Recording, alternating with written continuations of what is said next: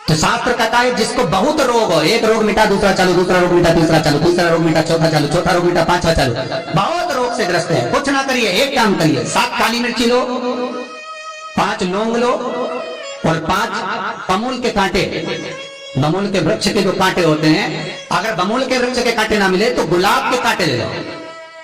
कांटे लेकर उसको एक लाल पोटली में, एक लाल कपड़े में, छोटे से टुकड़े में उसको बांधकर, जो व्यक्ति बीमार है उसके ऊपर से हरि और हर का, भगवान शंकर का मूल मंत्र का स्मरण कर।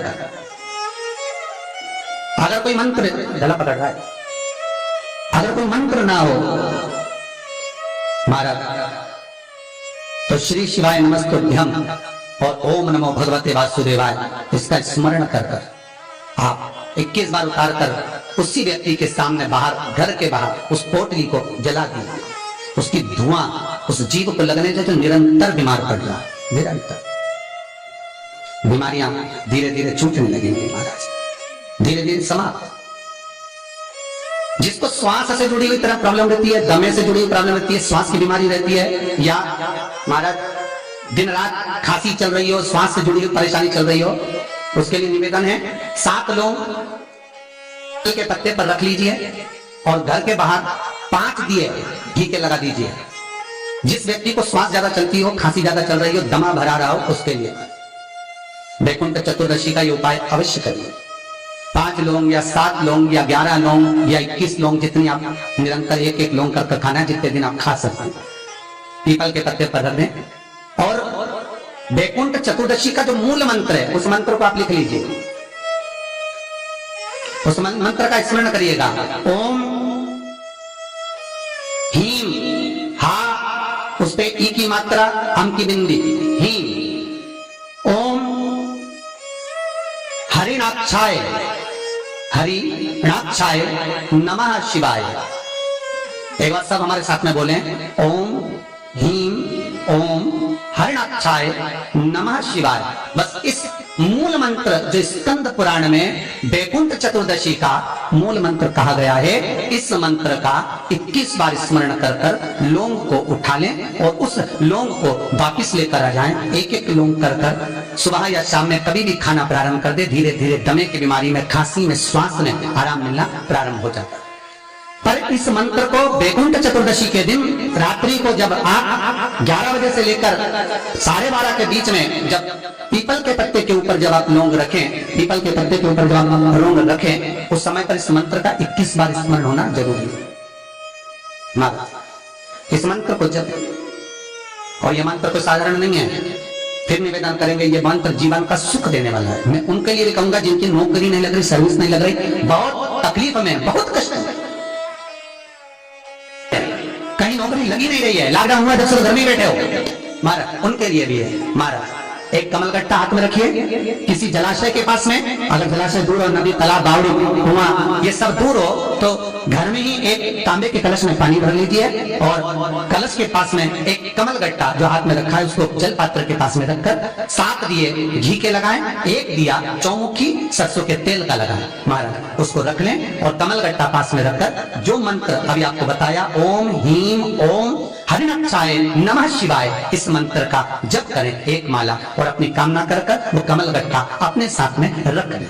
जब किसी एग्जाम को देने के लिए जाएं, जब किसी इंटरव्यू को देने के लिए जाएं, तो कमलगट्टा आपके साथ लेकर जाएं, आपको सफलता प्राप्त हो। जब फॉर्म भरें तो उसको अवश्य अपने घर में, परिवार में रहकर, गांव में रहकर, मोहल्ले में रहकर, कुटुंब में रहकर, जो हम पाप कर्म करते हैं, किसी तीर्थ में जब दर्शन करने जाते हैं तो वो हमारा पाप कर्म वहां तीर्थ में समाप्त हो जाए। ठीक है, शिव महापुराण का ये लेख अच्छे से समझ लेना, स्कंद पुराण का, शिव पुराण स्कंद पुराण। अपने गांव में, नगर में, मोहल्ले में, कुटुंब में, परिवार में रहकर जो हमने झूठ बोला, कपट करा, बेईमानी करी, प्रपंच करा, छल करा, किसी का धन हड़प लिया, किसी के लिए अपशब्द कर दिया, किसी को गलत दृष्टि से देख लिया, किसी के लिए गलत सोच लिया, किसी की गलत निंदा सुन ली, जो हमने पाप कर्म करा, वो पाप किसी तीर्थ में जाकर समाप्त हो जाता। ठीक है, अब तीर्थ घूमने गए, वहां पाप किया कि नहीं किया? तुम कितने भी पवित्र हो पर तीर्थ में भी पाप होता है। चल रहे थे, कोई जीव मर गया, मोबाइल उठा लिया, झूठ निकल गया, किसी रिक्शे वाले को उसने मांगा था 10 रुपया, तुमने 9 ही दिया, तुमने खाना खाया, किसी भूखे को नहीं दिया, यमुना गंगा सरयू नहा रहे थे, अपना गंदा कपड़ा वहीं छोड़िया, नदी को पवित्र कर दिया। घर पर, परिवार में, गांव में, मोहल्ले में किया गया पाप तीर्थ में धुल जाता है, तीर्थ में समाप्त हो जाता है।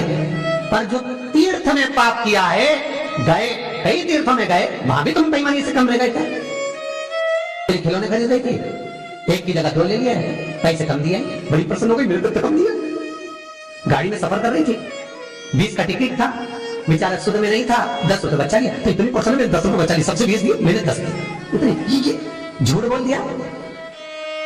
भगवान का दर्शन करते करते किसी को धक्का दे दिया, किसी का पड़ा हुआ धन मिल गया, रख लिया, आप भी करा। तो अपने गांव में किया गया, अपने परिवार में किया गया पाप तीर्थ में जाकर समाप्त हो जाता है। तीर्थ में किया गया पाप में जाकर समाप्त हो जाता है। बद्रीनाथ, जगन्नाथ, रामेश्वर और द्वारका, तीर्थ में किया गया पाप 4 जगह पर जाकर समाप्त हो जाता है। शिव महापुराण, स्कंद पुराण, पद्म पुराण, अग्नि पुराण, नर्मदा पुराण, सारी पुराणों को उठाकर देख लेना। 4 धामों में भी किया गया पाप अगर कहीं समाप्त होता है तो काशी में जाकर समाप्त होता है। बहुत ध्यान देना हमारा। घर का पाप तीर्थ में समाप्त हो जाता है, तीर्थ का पाप 4 धाम में समाप्त हो जाता है, पर 4 धाम का भी पाप अगर कहीं समाप्त होता है तो काशी में जाकर समाप्त होता है, विश्वनाथ की नगरी में, अरविंद में। मेरे त्रिकालदर्शी कैलाशी अविनाशी मेरे शिव के चरणों में पहुंच। अच्छा, सिर पे पल्लू लेने में कोई दिक्कत होती है? पर बहुओं को ना जाने, मेरे को बात समझ में नहीं आई, आज तक समझ में नहीं आई, तुम्हें आई हो तो जरूर बताना रे भाइयों, जितने लोग कथा सुन रहे हो तुम्हें जरूर बताना कि जब तक बच्चियां कुंवारी रहती हैं, लड़कियां कुंवारी रहती हैं, तब तक तो हाथ में भी ग्लव्स और मुंह भी पूरा पे, केवल चश्मा, आंख पूरा मुंह पे। जब कुंवारी रहती हो तब इतना मुंह ढक कर चलती हो तो मन में आता है भगवान कितनी संस्कारवान है, तो शादी होने के बाद तो इतना घूंघट तो ले ही लेगी कम से। जब कुंवारी में इतना कर रही है तब आओ। और मालूम पड़े शादी होने के बाद जब पल्लू यहाँ रखे तो एक बात समझ में आज तक नहीं आई कि फिर ये नौटंकी क्यों करी है। कुछ नहीं बिगड़ता सिर पर पल्लू लेने में। ध्यान देना, घर के बुजुर्ग, घर के बड़े अगर तुम्हारे घर में हैं तो सिर पर ज्यादा नहीं तो थोड़ा रखो। क्यों? क्योंकि हम बड़ों से बार बार आशीर्वाद नहीं ले सकते, हम बड़ों का हाथ अपने सिर पर बार बार नहीं रखवा सकते, तो कम से कम उनकी मर्यादा रखकर जब पल्लू सिर पर रहता है तो ये लगता है कि घर के बड़ों का हाथ हमारे सिर पर रखा हुआ है, हमारे मस्तक पर ये पल्लू रखा। हम पहचान नहीं पाए हमारे बुजुर्गों को, हम पहचान नहीं पाते हमारे बड़ों को, जब चले जाते हैं तब समझ में आती है कि कोई था। अभी नहीं जानेंगे, जब गया तब मालूम पड़ेगा। हीरा को परखइयो राम कोई नहीं रहे, कौन परख कर सकता है हीरा की? लोग के पत्थर है, कोई के सोना है, कोई के ये है, कोई के वो, जाने कौन। माता पिता वो हीरा है, तो बाद में समझ में आता है कि ये है क्या। चले जाए जा, मम्मी थी तो सब काम कर लेती थी, पिताजी थे बाजार से सब्जी ला देते थे, अब इनको फोन लगाती तो आधी तो चिल्ला चोट कर देते, तो लिया जा। अब बेचारे बुढ़े की याद आ रही, पिताजी दूध की थैली लाते थे, सब्जी लाते थे, चलते थे।